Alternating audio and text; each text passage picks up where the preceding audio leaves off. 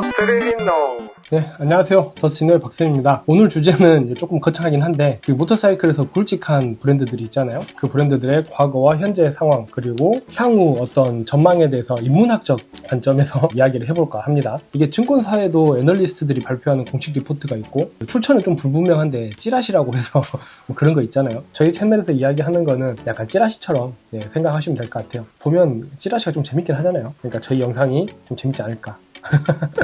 이번 영상도 최대한 데이터 기반으로 하지만은 데이터를 해석하는 거는 저 개인의 그 성향이기 때문에 좀 주관적일 수가 있어요. 여러분들 생각과 이 영상의 내용이 좀 안 맞을 수도 있죠. 좀 다를 수도 있는데, 만약에 그 다른 게 느껴진다 그러면은 어떤 본인의 의견을 댓글로 남겨주시면은 좋은 의견 교류의 장이 만들어지지 않을까, 그런 생각이 좀 듭니다. 오늘 영상 순서를 간단하게 말씀드리자면은 그 일제의 빅4, 그렇게 4개의 대형 브랜드들 있잖아요. 그 과거의 이야기들과 그 앞으로의 이야기들, 그리고 BMW랑 할리 데이비슨의 어떤 엇갈린 명암, 이거에 대한 이야기를 좀 해볼까 합니다. 일단 첫 번째 주제가 그 일제 빅4에 대한 이야기였잖아요. 이 전망에 대한 이야기를 할 때 결국은 이제 트렌드인데, 트렌드는 사전적 의미로 어떤 동향이나 추세 이런 거를 이야기하죠. 우리가 그냥 쉽게 이해하려고 하면은 소비의 방향성을 트렌드라고 봐야 될 것 같아요. 이게 소비라는 거는 이제 그 단순형 소비가 있고 목적형 소비가 있죠. 요즘에 커피숍 많이 가잖아요. 근데 이제 내가 커피가 마시고 싶다. 근처에 보이는 뭐 백다방을 갈 수도 있고, 아니면 편의점에서 파는 걸 사서 마실 수도 있을 거예요. 이제 그런 거를 우리가 단순형 소비라고 합니다. 근데 이 목적형 소비는 어떤 바리스타가 내려주는 핸드드립 커피를 마시고 싶다. 좀 깊게 들어가는 거죠. 뭐 운전을 하고 멀리 있는 커피숍을 찾아가서 거기에서 이제 커피를 마시고, 이런 활동을 우리가 목적형 소비라고 하죠. 우리가 커피숍에서 가장 많이 보이고 우리가 많이 알고 있는 카페가 스타벅스일 건데, 그럼 스타벅스는 단순형 소비냐 목적형 소비냐, 둘 다죠. 그러니까 장사가 잘 되는 거죠. 이제 이걸 바이크에다 적용시키면은 혼다 PCX 같은 게 단순형 소비죠. 지금 2023년에 우리나라에서 2바퀴 달린 탈 것이 뭐 전기 포함해서 한 10만 대 정도 팔렸어요. 이 중에서 16,000대가 PCX입니다. PCX 하나가 어지간한 브랜드보다 많이 팔아요. 만약에 PCX가 아니고 두카티 파니갈레다, 이런 거는 뭐 완전한 목적형 소비죠. BMW가 보면은 딱 우리나라에서 스타벅스 같은 포지션이라고 보면 될 것 같아요. 그럼 이제 이 단순형 소비와 목적형 소비에 대해서는 좀 이해를 하셨죠? 지금 이 개념을 잡고 가면은 오늘 이야기가 굉장히 귀에 쏙쏙 들어오실 겁니다. 이제 본격적으로 일제 4대 브랜드에 대한 이야기를 시작해 볼게요. 2차 세계대전 이후에 1950년대쯤 바퀴 2개고 좀 이제 조그만 엔진 붙여가지고 뭔가 해보겠다 이런 회사들이 한 50개 됐어요. 1969년도, 한 1970년도까지 해가지고 얘네들이 다 거의 정리가 돼요. 누구 때문에? 혼다 때문에. 그때 살아남은 브랜드가 지금 우리가 알고 있는 야마하, 스즈키, 가와사키. 이제 그게 지금 길게 유지가 되고 있어요. 한 50년? 이게 전 세계적으로 봤을 때도 할리 데이비슨이라든지 뭐 트라이엄프라든지 당시 기라성 같은 브랜드들이 혼다 때문에 진짜 뭐 산소호흡기를 뗐다 붙였다 해요. 그 일본 4대 브랜드들이 이륜차로 내수 시장에서 살아남는다는 거는 강하지 않으면 살아남을 수가 없는 그런 아주 혹독한 생태계인 거죠.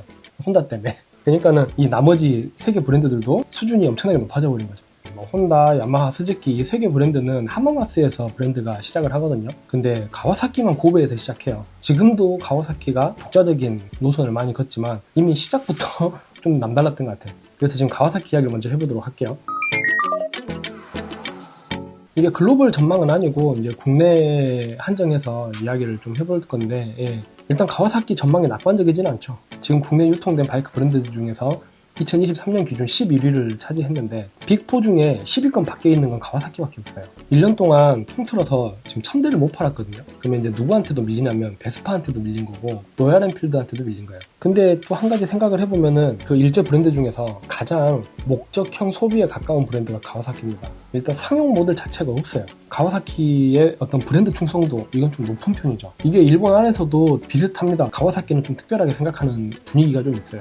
이게 상용을 포기하면서 볼륨을 확장하려면은 브랜드 자체가 고급 브랜드로 인식이 돼야 되거든요. 상용을 포기했으니까. 그럼 이게 가와사키를 고급 브랜드로 볼 것이냐, 이건 약간 좀 물음표죠. 우리가 얼른 생각했을 때 뭐 할리 데이비슨이나 뭐 두카티나 이런 브랜드들보다 고급 브랜드라는 느낌은 좀 안 들잖아요. 근데 상용을 포기할 정도로 완전 몰빵을 했으면은 거기까지 가야 된다는 거죠. 그리고 또 가와사키에서 좀 신모델들이 있죠. 좀 기대되는 신모델이 4RR이랑 그 6R인데 지금 가와사키 코리아에서 가장 많이 팔린 바이크가 닌자 400, 발칸 S, 그리고 Z900RS, 그리고 W도 좀 팔았고, 이런 바이크가 지금 현재 가와사키 코리아에서는 걔들이 캐시카우란 말이죠. 근데 4RR이랑 6R은 걔들이랑 약간 거리가 있어요. 장르적으로도 그렇고 좀 극단적인 바이크들이다 보니까. 그리고 그 바이크들 자체가 많이 팔기는 좀 힘든 모델이죠.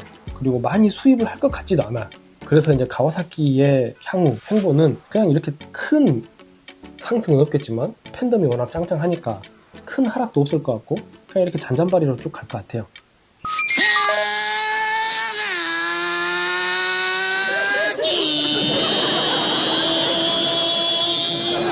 근데 그 다음 이제 스즈키 경우에는 이게 가와사키에 비해서 한 3배 정도 팔았어요. 그러면 이제 다른 분들이 생각했을 때 그럼 뭐 스즈키는 저배기랑 스쿠터나 이런 것도 나오니까 저배기랑 위주에서 판매를 많이 한 거 아니야? 이렇게 생각할 수도 있는데, 가와사키에서 가장 많이 팔리는 오토바이가 그 닌자 400이거든요. 근데 닌자 400보다 하야부사가 더 많이 팔렸어요. 그 스즈키 어떤 판매량이 저배기량에 국한되어 있지 않다. 그리고 올해 지금 출시 대기하고 있는 게 GSX S1000GX라는 모델이 있죠.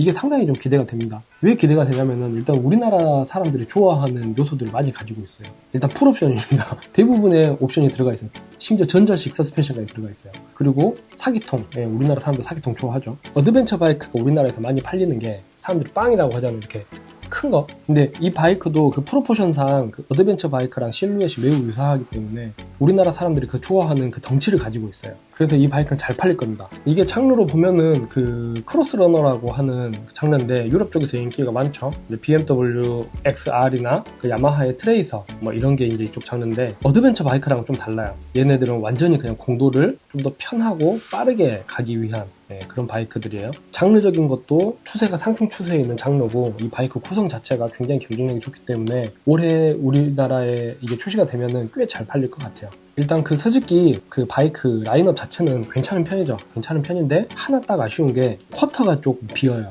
지금 이제 물론 그 미들급으로 구분할 수 있는 그 SV650을 거의 그 타사의 쿼터급 가격에 판매를 하고 있거든요. 가격으로 보면은 그렇게 빈다는 느낌은 아닌데, 그래도 확실히 그 쿼터가 없는 건 사실이니까. 근데 이게 국내 출시 대기 중인 신모델에서도 지금 스즈키에서 그 쿼터 라인업이 안 보이거든요. 아마 이 현상은 한동안 좀 유지되지 않을까.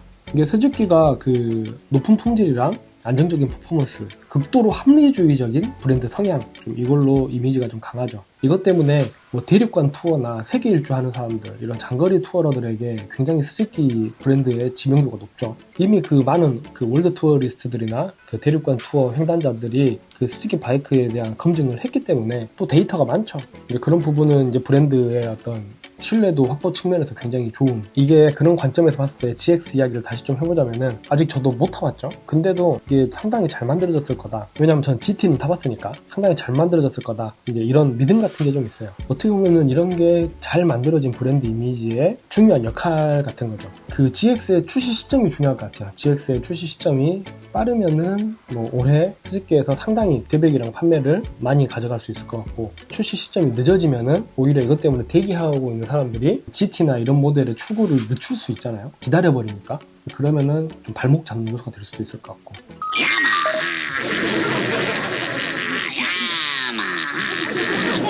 다음은 야마하 이야기를 좀 해볼게요. 이게 야마하는 올해 여러모로 좀 기대가 돼요. 이게 야마하 이야기가 나왔으니까 이게 지금 어떤 야마하의 브랜드 방향에 대한 방향성을 잡는데 아주 중요한 사건이 있었는데, 옛날에 혼다가 그 자동차랑 모터사이클의 그 역량을 좀 분산시키던 때가 있었죠. 혼다의 일본 내수 점유율이 조금씩 내려오고 있었죠. 그 내려온 만큼 야마하가 조금 야금야금, 원래 야마하가 스즈키에 이어서 3위였는데 스즈키도 제끼고 혼다도 거의 따라잡는 그 정도까지 온 거예요. 그때 진짜 거의 혼다 잡을 뻔 봤어요. 그 당시가 언제였냐면은 그 야마하가 XT500으로 막 다카르 랠리 1회 2회 막 우승하고 막 이럴 때였어요. 그때 다카르 랠리가 막 생겼을 텐데, 근데 야마하가 좀 샴페인을 일찍 터뜨린 거죠. 이때 그 야마하 사장이 히사오 고이치라는 사람이었는데, 뭐 야마하가 금방 혼다 잡을 것처럼 막 설레발을 친 거죠. 그래서 이제 혼다가 눈이 뒤집혔죠. 신모델도 엄청나게 출시하고 그 바이크 막 할인도 막 엄청 공격적으로 하고 이제 그래가지고 야마하가 거의 2년 조금 안 되는 동안에 진짜 너덜너덜해집니다. 거의 부도 직전까지 몰려요. 그때 난리 났어요. 그 고이케가 이제 사퇴하고 자기들은 뭐 2인자에 만족한다 뭐 이런 인터뷰도 이제 새로 부임한 사장이 그런 인터뷰도 좀 하고 이제 그렇게 하면서 어떤 그 상황을 좀 봉합했는데 이제 그게 아니었으면 진짜 야마하가 지금 없어졌을 수도 있어요. 근데 이제 제가 갑자기 이 이야기를 왜 하냐면은 야마하가 그때 한번 된통 뒤였죠. 그러면서 배운 게 있죠. 혼다를 비껴가면서 개성 있는 바이크를 만드는 거. 거기에 도가 탔어요. 이게 야마하 최초의 R1도 뭐 완전히 새로운 방식의 슈퍼스포츠 바이크였거든요. 새로운 개발 모터가 경쟁하지 않는다 했어요. 그러니까 완전히 새로운 컨셉의 바이크였고 그리고 야마하가 이제 VMAX 잘 팔아먹고 있으니까 혼다가 X4를 출시해가지고 좀 어떻게 비벼보려고 하고 뭐 야마하 SR400 같은 그런 베스트셀러 모델 이제 이거 잡으려고 뭐 CB400SS 이렇게 출시했죠. 근데 혼다가 이긴 것들도 많은데 개성이 중요한 바이크들한테는 일이 좀 안 맞았어요. 혼다가 그런 부분은 확실히 야마하가 그때의 어떤 교훈을 통해서 많이 배운 거죠. 그래서 그걸 지금까지도 잘하고 있죠. 그 700 테네레의 출시 그리고 이제 그거의 어떤 메가 히트 그 브이스트롬 800D도 결국 테네레 같은 바이크의 성공 때문에 딸려온 거고 뭐 트랜스 알프 같은 경우도 그 테네레 때문에 딸려온 거 맞죠. 은근히 그 혼다가 야마하 때문에 후발주자가 된 바이크들이 꽤 있어요. 2016년도에 야마하가 XSR 900을 출시하죠. 제가 생각했을 때 일본의 대형 레트로 바이크의 신호탄을 야마하가 쐈다고 생각하는데 XSR 900, XSR 700 뭐 이렇게 두 가지 모델이 과거 XS의 향수를 가져온 그런 바이크로 봐야 될 건데 그 레트로에서 대박을 터뜨린 브랜드가 가와사키입니다. 그 Z900RS죠. 2017년 그러니까 XSR 900보다 1년 늦게 데뷔를 하는데 그 데뷔하고 지금까지 계속 일본 내에서 1등이에요. 1년에 한 5,000대 이상 판다고 하더라고요. 그 CB1100도 그 나나한 750을 그 이미지를 가져와가지고 만들었는데 Z900 정도 재미는 못 봤고 스즈키 카타나가 이제 가장 늦게 출시했는데 이제 카타나도 좀 솔직히 그 정도는 아니죠. 네. 이번에 야마하가 진짜 그 우리가 시작한 건데 가와사키 너네가 이걸 다 먹어? 약간 이런 느낌으로 칼을 갈고 나온 바이크가 제가 생각했을 때 XSR 900 GP라는 모델인 것 같아요. 좀 레트로가 뭔지 보여줄게 진짜 그런 느낌을 받았어요. 분명히 몇 년 후에 가와사키나 뭐 혼다나 스즈키에서 이런 무드의 바이크가 출시될 것 같아요. 이제 그때 되면은 지금 이 영상은 성지가 되겠죠. 아무튼 지금 그 야마하 분위기는 나쁘지 않아요. 지금 포르자 350이 3,800대 정도 팔았는데 엑스맥스가 3,850대 정도 판 것 같더라고요. 그냥 단순히 포르자 대 엑스맥스 이렇게 놓으면은 야마하의 승리를 볼 수 있는데 혼다에는 그 쿼터급 스쿠터가 ADV 350이 또 있어요. 그 ADV 350이 한 500대 팔았거든요. 결국 포르자 살 사람 중에 ADV로 넘어간 사람이 꽤 있기 때문에 그 혼다의 쿼터 스쿠터와 야마하의 쿼터 스쿠터의 대결로 보면은 혼다가 이긴 건데 포르자와 엑스맥스로 붙으면 엑스맥스가 이기게 되는 근데 이 자체가 상당히 야마하에게는 의미 있는 수치라 저는 그렇게 생각이 되고 우리나라에서 야마하가 취급하지 않는 장르들이 꽤 있어요. 네, 어드벤처 지금 바이크가 없죠. 그리고 럭셔리 투어러가 FJR이 거의 제가 봤을 때 마지막인 것 같고 그리고 크루저 모델이 없습니다. 지금 잘하고 있는 장르는 이제 팀엑스가 뭐 워낙 잘하고 있으니까 그 빅스쿠터 진짜 잘하고 있는 거고 그 온로드 스포츠 바이크 쪽 야마하가 잘하고 있는 건데 확실히 그 선택과 집중이 좋은 브랜드라고 생각해요. 근데 거기다 올해 나오는 신모델들도 기존에 잘하고 있는 데다가 힘을 더 보태는 형국이어가지고 확실히 그 선택과 집중이 좋은 브랜드다. 누구나 아시겠지만 혼다는 국내에서 공룡급이에요. 공룡급. 부동의 1위예요. 200만원대 바이크면 그래도 우리나라에서 가장 저렴한 바이크에 속하거든요. 그 가장 저렴한 바이크랑 4천만원대 바이크를 한 브랜드에서 같이 팔고 있는 유일한 브랜드예요. 이 부분이 혼다가 얼마나 독점적인 위치를 가지고 있는가 이거를 잘 보여주는 예인 것 같습니다. 이게 그 모터사이클 산업을 떠나서 그 다른 산업에서도 나이키 정도가 이게 가능한 브랜드예요. 이게 혼다는 그 헌터커브나 뭐 엄청 팔았어요. 한 1800대 팔렸더라고요. 뭐 모은키도 있고 레블도 있고 진짜 히트 모델이 엄청 많죠. 근데 이렇게 승승장구할 것 같은 혼다도 한 가지 불안 요소가 있죠. 그 PCX 단일 기종에 너무 의존도가 크다는가. 혼다가 현재 그 전체 모델이 한 30여 개 돼요. 그 중에서 PCX가 판매량이 한 40% 정도 됩니다. 우리나라 모터사이클 시장이 2022년도에 한 13만 대 정도, 23년도 그러니까 작년에 10만 대 정도, 그러니까 한 3만 대 정도 줄었죠. 이 3만 대 정도 줄었을 때 언더본이랑 스쿠터는 꽤 큰 폭으로 줄어들었고 우리가 아는 그 매뉴얼 레저형 바이크들은 그렇게 줄지 않았어요. 페달 업황에 대한 의존도가 상당히 크다. 이게 제가 생각했을 때는 현재 혼다의 가장 큰 그 리스크라고 생각이 듭니다. 그리고 또 한 가지 이제 불안 요소가 이거는 좀 장기적인 관점인데 레저 바이크 쪽에서 그 혼다라는 바이크가 신뢰도는 높은데 다소 밋밋하다, 개성이 없다, 이런 게 장기적으로 약점이 될 확률이 좀 있어요. 이게 이제 두 가지 이유 때문에 그런데, 우리나라 이륜차 시장이라는 게 그 전 세계로 놓고 보면은 그냥 지방의 소도시 같은 느낌이거든요. 신규 유입이 될 확률은 되게 낮아. 근데 이탈이 될 확률이 높아요. 이런 시장의 특성이 하는 애들만 하기 때문에 이게 시장이 고인다는 거죠. 성장기는 짧은데 숙성기가 길다.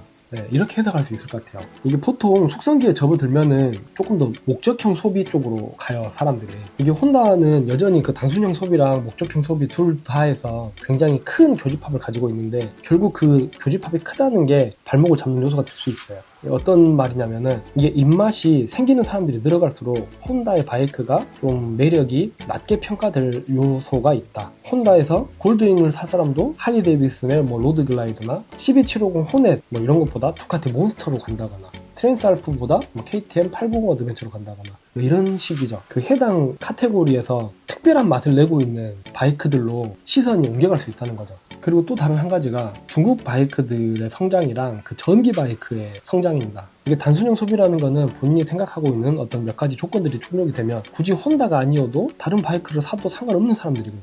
그러니까 다분히 이성적인 소비라는 거죠. 근데 이런 이성적인 소비를 하는 사람들은 어떤 특정 브랜드에 충성도가 없어요. 내가 생각하는 조건을 더 크게 충족시켜주는 브랜드가 있으면 거기로 가게 돼 있어요. 워낙에 혼다가 많이 팔았다 보니까 그 중국 브랜드나 그 전기 바이크가 성장해서 점유율을 높여가면 높여갈수록 그게 혼다에서 뺏어오게 될 확률이 그만큼 올라간다. 이게 이미 이 영상을 찾아볼 정도면 사실 그 바이크에 그래도 관심이 있는 사람들일 거예요.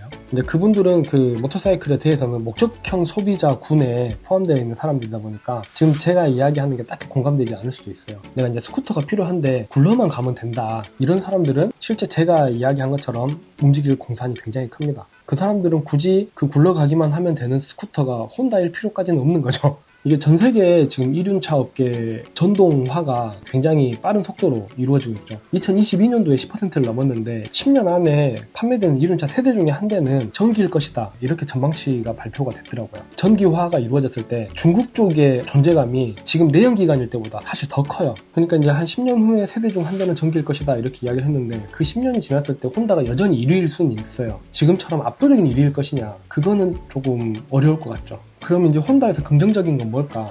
혼다의 라인업이 모든 모터사이클 브랜드를 통틀어서 가장 빈틈이 적습니다. 만약에 인류에게 모든 오토바이 브랜드가 다 망하고 딱 한 개만 타야 돼, 그러면 혼다를 남기는 게 맞아요. 이게 아무래도 입문용으로 인기 있는 모델들도 많이 가지고 있죠. 그래가지고 이제 바이크를 혼다로 시작한 사람들이 꽤 많죠. 혼다로 바이크를 시작해서 뭐 정비하시는 분이랑 뭐 안면도 터지고, 뭐 거기 직원이나 뭐 영업하시는 분들이랑 뭐 이렇게 오다 가다 이렇게 친해지고, 관계가 한번 만들어지면은 다른 장르로 가든 아니면은 뭐 배기량을 올리든 그걸 혼다 안에서 해결하게 될 확률이, 아무래도 그 관계로 가는 게 꽤 크다 보니까 그렇게 안전한 선택을 하게 될 확률은 높다. 그게 제가 생각했을 때 혼다의 가장 긍정적인 측면. 아무튼 지금 뭐 혼다가 압도적으로 1위긴 한데, 앞서 이야기한 몇 가지 리스크들 때문에 그 전체 판매량 규모에서는 고점은 이미 나왔다고 저는 생각을 해요. 그 이전의 고점을 다시 뛰어넘는 거는 쉽진 않을 것 같아요. 뭐 전기 쪽에서 뻥 터진다면 모르겠는데, 이게 혼다 같은 경우는 확실히 어떤 다른 브랜드가 혼다의 라이벌이 아니고 이전의 혼다의 성적이 현재의 혼다의 라이벌인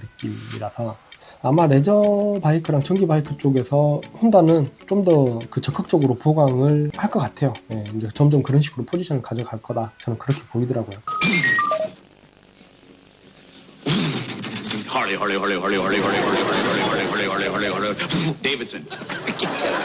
이게 전 세계적으로 봤을 때 지금 현재 그 레저 바이크 쪽은 호황이라고 해요. 글로벌 그 BMW 이륜차 사업부가 2022년에 최고 실적이었대요. 근데 2023년에 22년 실적을 갱신하면서 또다시 최고 실적을 한 3% 정도 성장했다고 하더라고요. 지금 1년에 한 20만 대 정도 팔거든요. BMW는 주요 모델이 한 수천만 원대에 육박하잖아요. 그러니까는 뭐 로얄 엔필드에서 뭐 100만 대 단위로 팔아도 그거랑 조금 다른 의미로 봐야겠죠. 그러면 이렇게 레저 바이크 쪽이 호황인데 할리 쪽 분위기는 좀 어찐가? 할리가 우리가 아는 그 글로벌 대형 브랜드 중에서 판매 감소가 가장 두드러진 브랜드거든요. 네, 할리 데이비슨이. 판매량은 줄었는데 매출은 소폭 늘었대요. CVO 같은 고가의 바이크들이 많이 팔렸어요. 그러니까 어떻게 보면은 볼륨은 줄었는데 매출이 늘은 상황이라서 사실 장기적으로 봤을 때 긍정적인 상황은 아니죠. 이게 최근 10년 사이에 BMW 같은 경우에는 한 2배 정도로 는 거거든요. 이제 10만 대에서 한 20만 대 대권으로 왔고 할리는 30만 대권에서 10만 대권으로 오히려 떨어졌어요. 그 할리와 BMW의 그래프는 정반대라고 보시면 되는데, 근데 이게 판매량이 늘어난 게 이제 BMW는 스쿠터라든지 그 저배기량도 공략을 좀 했잖아요. 거기에 따른 판매량 상승도 분명히 있을 거기 때문에 전통적으로 그런 고급 시장에서 2배가 늘었다 이렇게 보기는 어렵겠지만, 그래도 뭐 BMW와 할리 데이비슨의 지금 어떤 상황은 굉장히 좀 상반돼 있다 이렇게 보시는 게 맞을 것 같아요. 할리가 이렇게 판매량 자체가 쪼그라들게 된 저는 이제 가장 첫 번째 원인이 스포츠터의 단종이라고 봐요. 그게 제가 생각했을 때 가장 큰 지분이 있는 것 같습니다. 근데 분명히 할리 데이비슨도 알았을 것 같아요. 스포츠가 단종되면은 판매량에 조금 안 좋은 영향이 있을 것 같다. 이제 그래서 이제 이게 할리의 미래다 이러면서 이제 순행 스포츠를 출시했는데, 이게 바이크만 냉각시켜야 되는데 할리 팬들의 마음까지 다 냉각시켜버렸죠. 그래가지고 인기가 너무 없어요. 어찌했을까 모르겠어요. 솔직히 어떤 그런 최첨단이 좋아서 할리 타는 사람이 많지는 않잖아요. 뭔가 좀 번지수를 잘못 잡은 것 같은데, 할리 타는 사람들 어떤 상당수는 그 과거의 어떤 풍요로움이나 향수, 뭐 낭만 이런 거 느끼고 싶은 사람이 훨씬 많을 것 같아요. 전통적으로 보면 할리 데이비슨이 좋은 바이크를 만드는 브랜드는 사실 아니었어요. 막 성능이 뛰어나고 이런 바이크를 만드는 브랜드는 아니었고, 탈 때 좀 즐겁고 행복한 바이크를 만드는 브랜드였는데, 어떻게 보면은 그 즐거운 바이크가 만들기 더 어려워요. 좋은 바이크보다. 근데 자기들이 그 잘하는 거 놔두고 좋은 바이크로 기존에 좋은 바이크 잘 만들던 회사랑 승부를 보려고 하니까, 이제 저도 할리 데이비슨을 굉장히 오랫동안 좋아했고 지금도 할리 데이비슨 한 대는 꼭 가져가는 편인데 좀 답답하죠. 네, 이런 상황들이. 좀 전에 이야기했다시피 그 BMW의 어떤 판매 상승에 그 저가형 모델들이 좀 다소 포진해 있을 것이다 이런 이야기를 좀 했는데, 할리 데이비슨도 뭐 다각도로 현 상황을 타게 해보려고 노력을 하는데, 이제 그 노력의 와중에 그 X 시리즈라고 최근에 하나 출시를 했어요. X500이랑 X350 그 병렬 2기통 이제 순행식도 순행식 할리를 좀 출시를 했는데, 이게 볼보를 가지고 있는 그 지리 자동차, 볼보는 많이들 아시니까 거기 산하에 치엔지앙 모터스가 또 있어요. 그 치엔지앙 모터스에 그 베넬리도 있고 키웨이도 있고, 그러니까 현재 중국 내에서 그 걸출한 브랜드를 많이 가지고 있는 회사긴 해요. 근데 여기에서 할리 데이비슨을 출시를 했죠. 병렬 2기통 할리 데이비슨을. 이제 바이크 오래 탔던 사람들은 알 텐데 그 비너스 출시했던 회사예요. 그땐 진짜 쓰레기 같은 바이크를 만들던 회사인데, 어렸을 때 진짜 막 말썽 부리고 막 이런 문제아가 그 잘 사는 부잣집으로 입양돼가지고 좀 건실한 청년으로 성공한 케이스죠. 지금 거기에서 할리 데이비슨 그 X 시리즈를 출시를 했어요. 트라이엄프의 400 시리즈의 기존 트라이엄프의 본네빌이라든지 그 디자인적 그런 싱크로, 이거를 생각해봤을 때 할리 데이비슨의 현재 X 시리즈의 디자인 개연성은 굉장히 떨어집니다. 굳이 갖다 맞춰보자면은 그 할리 데이비슨의 XR 1200이라고, 이거랑 조금 그 디자인적인 유사성을 좀 찾아볼 수 있을 것 같은데, 만약에 이걸 복각을 한다면은 굳이 그 XR 1200을 복각을 할 이유가 있었을까? 왜냐면은 그 XR 1200이 할리 데이비슨에서도 굉장히 소수한테만 환영받았던 모델이거든요. 근데 왜 이렇게 그 좁은 데를 들어가려고 할까? 근데 뭐 할리도 무슨 생각이 있긴 있었겠죠. 근데 뭐 그 생각을 제가 잘 모르는 걸 수도 있는데, 이게 이미 지금 할리에서 지금 현재 라인업 중에 안타까운 바이크들이 좀 보이잖아요. 이 X 시리즈도 막 그렇게 인기가 있을 것 같지는 않아요, 솔직히. 이게 할리 데이비슨이라는 거는 지금 아주 진짜 그 특수한 시장으로 가버렸어요. 더 이상 그 할리 데이비슨은 그 바이크를 타고 싶은 사람이 뭐 바이크 어떤 거 탈까 하다가 할리를 타고 이런 느낌이 아니고, 할리 데이비슨을 타고 싶은 사람이 할리 데이비슨을 사는, 이미 그 고객이 달라요. 고객의 어떤 층이. 이제 이러면은 앞으로도 CVO나 그런 고가의 스페셜 모델들 그런 걸로 이미지를 계속 잡아갈 확률이 높은데, 장기적으로 봤을 때는 사실 이렇게 되면은 그 체질 자체는 굉장히 허약해지겠죠. 그게 건강한 방식은 아니다. 제가 봤을 때는.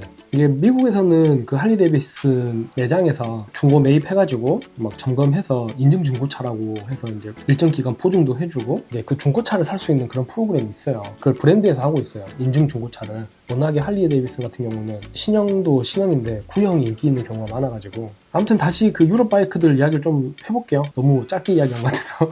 두카티도 최근에 그 성장세가 굉장히 두드러지더라고요. 근데 이제 규모 자체가 크진 않아요. 한 6만 대 정도 시장인데, 그 어떤 좋은 브랜드의 상황을 이어가려고 배기량을 낮추는 어떤 시도를 최근에 했죠. 근데 이제 이게 기존의 유럽 브랜드들이랑은 방향이 완전히 다르더라고요. 1299 파니갈레라고 그 2기통 파니갈레 있잖아요. 예전에 나왔던 거. 그거의 기통 하나만 갖고 모타드 바이크를 출시했어요. 진짜 극단적인 모타드 바이크를. 이름이 하이퍼 모타드 698입니다. 이게 지금 현재 국내 그 두카티 그 라인업에서 배기량은 가장 낮아요. 근데 가격이 가장 싸진 않아요. 이게 2,350만 원이라고 하거든요. 지금 전반적으로 두카티 바이크들 가격이 굉장히 멀리 가고 있어요. 이미 우리나라 그 단기통 바이크 중에서는 제가 봤을 때 가장 비싼 거고, 전 세계적으로 보더라도 번호판 달 수 있는 바이크 중에서 이것보다 더 비싼 단기통은 없는 것 같아요. 근데 두카티 같은 경우에는 낮은 배기량은 만들 거야. 만들었는데 싸게 팔 생각은 없어. 뭐 약간 이런 느낌? 완전히 그 기존의 다른 유럽 바이크 브랜드들의 행보와는 다르죠. 너무 두카티스럽지 않아? 이게 BMW나 KTM 같은 경우에는 고급 이미지나 고성능 이미지 이런 걸 잘 가져가면서 소형화까지 어느 정도 성공을 한 브랜드로 봐야겠죠. 그리고 이제 트라이언프 같은 경우는 그 저배기량으로 확장을 이제 막 시도했기 때문에 올해 내년 이 정도 지켜보면은 뭔가 좀 판가름이 날 것 같고, 지금 할리 데이비슨이 고전하고 있는 게 기존의 그런 좋은 이미지들이 있었잖아요. 그런 이미지들을 라인업을 확장시키면서 그 확장한 라인업에 그 이미지를 못 가져가고 있는 게, 이건 뭐 저배기량이라든지 아니면 새로운 장르로 도전이라든지 이런 부분에서 지금 할리 데이비슨이 상당히 어려움을 겪고 있는 것 같습니다. 이렇게 그 유럽 브랜드들이랑 할리 데이비슨에 대한 이야기를 간단하게 해봤습니다. 트렌드는 이제 곧 돈이죠, 돈. 그럼 이제 많이 팔리는 게 트렌드라고 단순히 생각한다면 그럼 PCX가 트렌드냐, 이렇게 말할 수는 없죠. 소비가 발생하는 것도 물론 중요한데 그 소비에 취향이 반영이 돼 있느냐 안 돼 있느냐, 취향이 반영돼 있어야지 비로소 트렌드라고 이야기할 수가 있는 거죠. 이제 그런 관점에서 오늘은 전반적인 바이크 브랜드들 특정 모델이나 장르의 이야기가 아닌 이렇게 큰 틀에서 한번 이야기를 해봤어요. 이제 저희 채널에서 좀 뭔가 새로운 시도였는데 이번 영상이 좀 재밌으셨으면 좋을 것 같습니다. 이제 시즌이 뭐 거의 시작이 된 것 같아요. 날씨가 상당히 좋더라고요. 올해 멋진 여행들, 많은 추억들 바이크와 함께 만드시고 항상 안전하게 라이딩 하시길 응원하겠습니다. 오늘 영상도 시청해주셔서 감사하고요. 다음에 또 유익하고 즐겁고 재밌는 영상으로 돌아오도록 하겠습니다. 이상 더스티노의 박쌤이었습니다. 부릉부릉 구독하라고 안 해봤네.